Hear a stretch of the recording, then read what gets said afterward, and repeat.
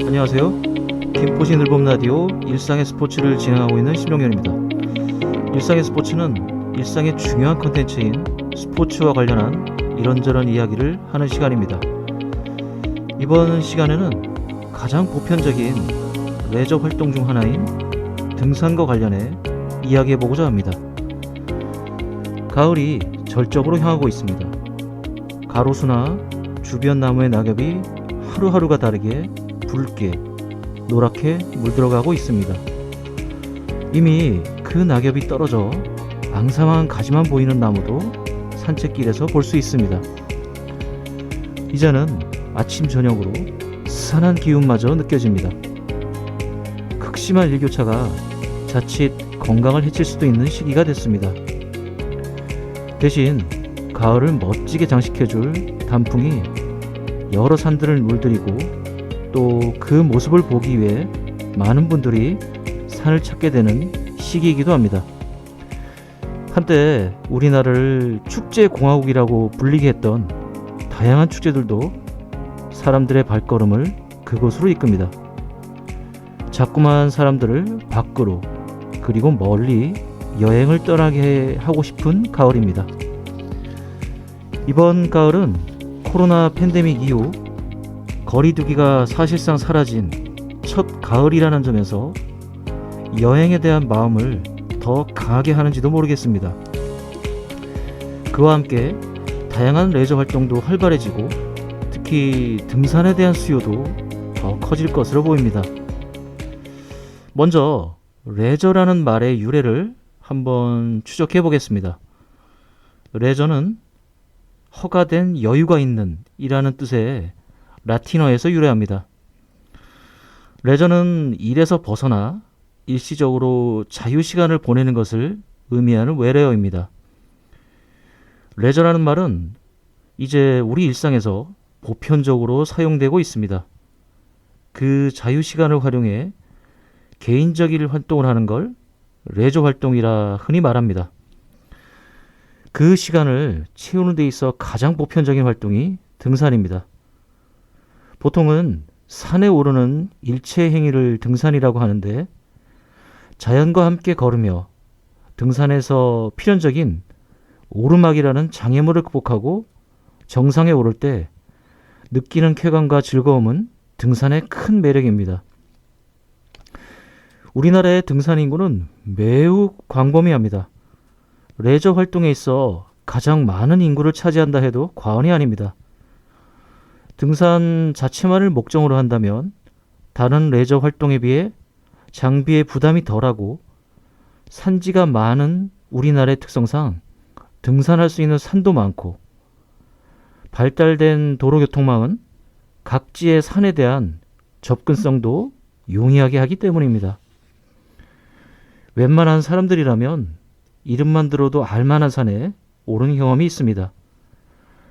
직장 생활을 하는 분들이라면 자의 반, 타의 반 산행을 하기도 하고 학창 시절에도 그런 경험을 했던 이들이 있습니다. 지금도 수많은 등산 동호회들이 있고 그들이 등산 문화를 주도하는 우리나라입니다. 산의 존재는 시대별로 그 의미가 달랐습니다. 선사시대의 산은 수렵과 채집 활동을 하는 삶을 이어가는 중요한 장소였습니다. 하지만 농경이 시작되고 정착 생활을 하면서 사람들은 보다 살기 좋은 평지로 삶의 터전이 변화합니다. 이후 산은 하늘로 향하는 하늘과 가까운 신령스러운 존재로 인식되고 하늘의 제사를 지내는 제천 행사가 열리곤 했습니다. 강화도 만이산의 참성단은 하늘의 제사를 지내는 장소로 지금도 남아 있습니다. 이 밖에 유명산의 정상에는 제사를 지내는 제단이 마련된 곳들이 있습니다. 이런 산은 오래전 신앙의 측면에서도 중요하게 인식됐습니다. 우리 토착 신앙에 있어 산은 중요한 장소이기도 합니다. 전설이나 신화 등에서 산은 신이 사는 공간, 수련을 하는 이들이 장소로 나옵니다. 산신령의 존재도 민간 설화 속에 자주 등장합니다. 지금도 누군가가 어느 산에서 수십 년간 돌을 닦고 내려왔다는 말을 듣곤 합니다. 이런 산의 기운을 얻고자 신라 삼국 통일에 중요한 역할을 한 조직인 화랑들은 각지의 명산들을 다니며 무예를 연마했다고 기록되고 있습니다. 또한 산은 불교의 중요한 사찰들이 건립된 장소로 종교적으로도 중요한 배경이 됩니다. 전국의 유명 사찰들의 입지는 대부분 산중에 위치하고 있습니다. 이런 산은 시대가 변하면서 전략적 요충지로 변모합니다. 특히 고대 왕국인 고구려, 백제, 신라가 대립하던 시대 각 지역의 산에는 적을 막아내기 위한 산성이 축조됐습니다. 산성은 평지보다 높은 지역에 있었고 그 지역을 살필 수 있었습니다. 또한 적의 공격을 효과적으로 막을 수 있었습니다. 지금도 각지에는 시대별로 축성된 산성의 흔적이 곳곳에 남아 있습니다. 이후 산은 조선시대로 접어들면서 대중들이 그 경치를 즐기고 예술 작품의 소재가 되기도 합니다. 사람들은 그때부터 산 자체의 아름다움을 느끼게 된 것으로 보입니다. 역사에 기록된 유명 화가들의 작품들 중 상당수는 우리가 말하는 명산들을 그려낸 산수화이고 산은 한국화에 있어 중요한 소재가 됐습니다. 또한 우리 삶에 중요한 영향을 미치고 있는 풍수지리적 측면으로도 산은 중요하게 여겨졌습니다. 조선시대 대표적인 지리지인 이중환의 택리지에는 금강산, 설악산, 지리산 등을 12명산으로 평하기도 했고 이 밖에 산세나 주변 경치들을 토대로 명산을 평가하는 글들이 전해지고 있습니다. 이런 변화에도 산은 여전히 일상의 삶과 거리가 있는 미지의 공간, 종교적 관념이 지배하는 공간, 쉽게 접근하기 어려운 은둔의 공간으로서의 이미지가 강했습니다. 산은 역사에서 오랜 세월 사람이 주인이 아닌 동물들이 주인이었습니다. 우리나라를 대표하는 동물인 호랑이가 대표적입니다. 이런 산이 사람들의 공간으로 변하기 시작한 건 18세기 후반 그리고 19세기 초반으로 봅니다.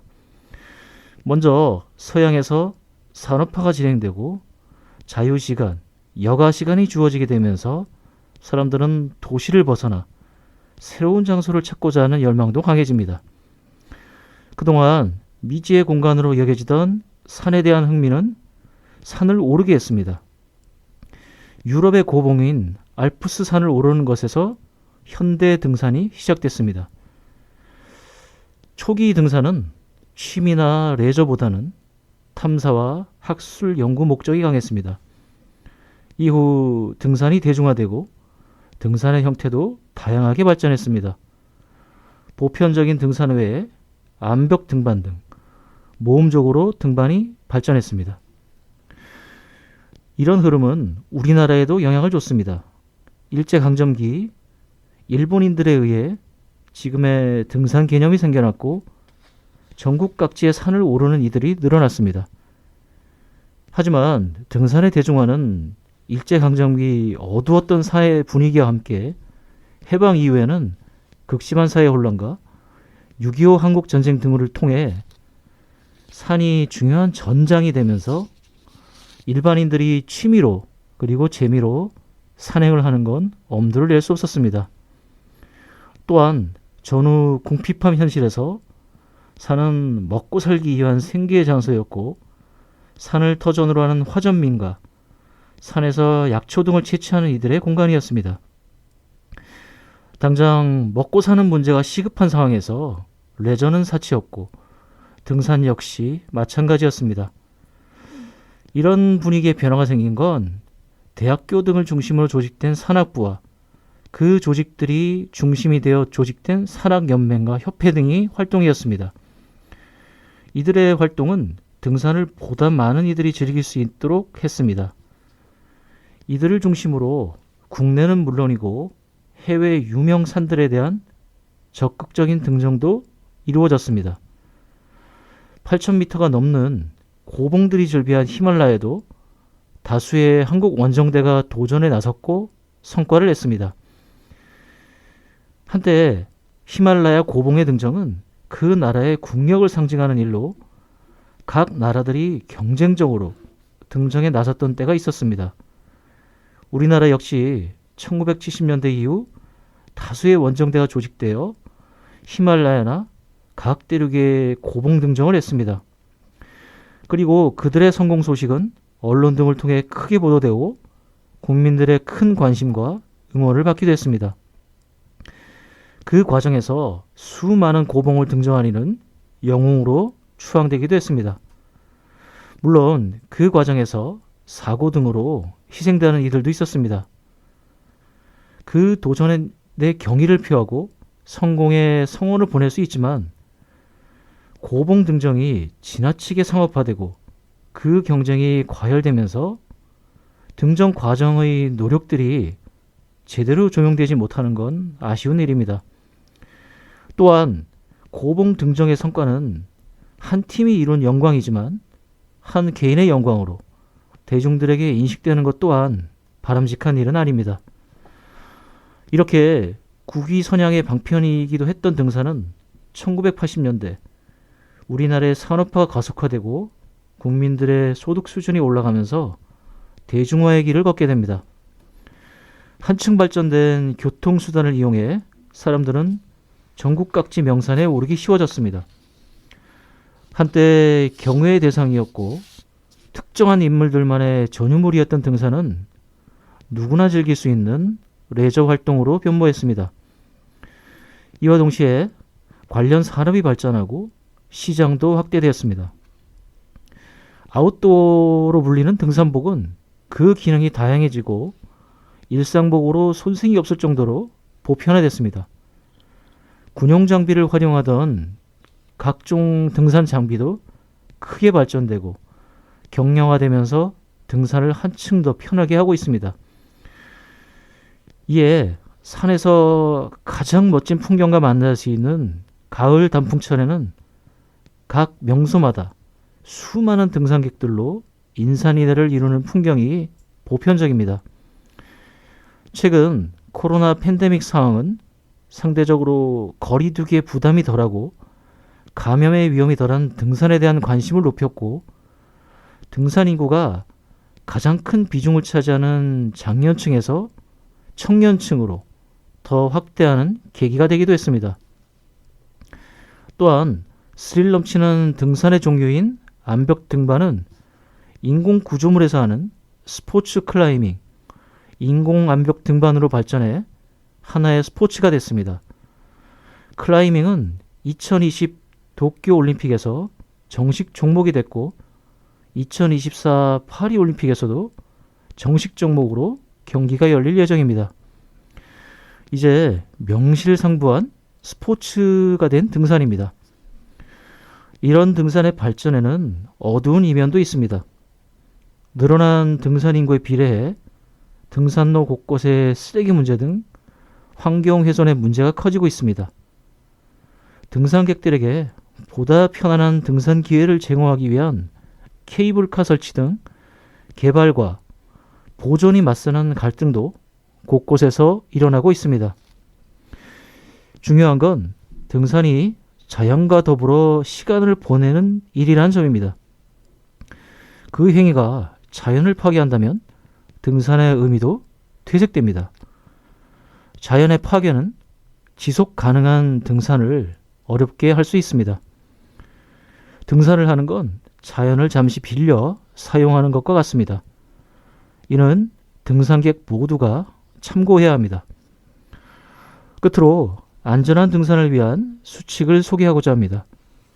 등산은 자신의 체력 한계 등을 고려해 무리하지 않게 이루어져야 하고 필요할 때는 중도에 멈추는 지혜도 필요합니다. 등산은 경쟁의 수단이 아니라는 점을 항시 명심해야 합니다. 등산에는 자만이 있을 수 없고 철저한 준비와 점검, 돌발 상황에 대비할 수 있어야 합니다. 가능하면 나홀로 등산을 지향하고 위험한 상황을 스스로 만들지 않게 하는 게 중요합니다. 이는 수많은 히말라야 산맥에 고봉에 올랐던 등반 전문가들도 어떤 산행을 하던 어렵고 그리고 주의를 기울여야 한다는 말을 귀담아 들을 필요가 있습니다. 등산 사고는 자신에게도 큰 불행이지만 내가 사랑하는 가족에게도 산을 찾는 또 다른 이들에게도 불행이 될 수 있음을 인지해야겠습니다. 첫째도 안전, 둘째도 안전입니다. 오늘 이 시간에는 등산의 역사와 다양한 관점에서 등산을 살피는 시간을 가졌습니다. 올가을 등산을 즐기는 분들이라면 건강과 행복을 위한 등산이 이루어지도록 그리고 안전한 등산을 하시기 바랍니다. 지금까지 김포시 늘봄라디오 일상의 스포츠 심종열이었습니다. 재미있고 알찬 내용으로 다시 찾아뵙겠습니다. 함께해 주셔서 감사합니다.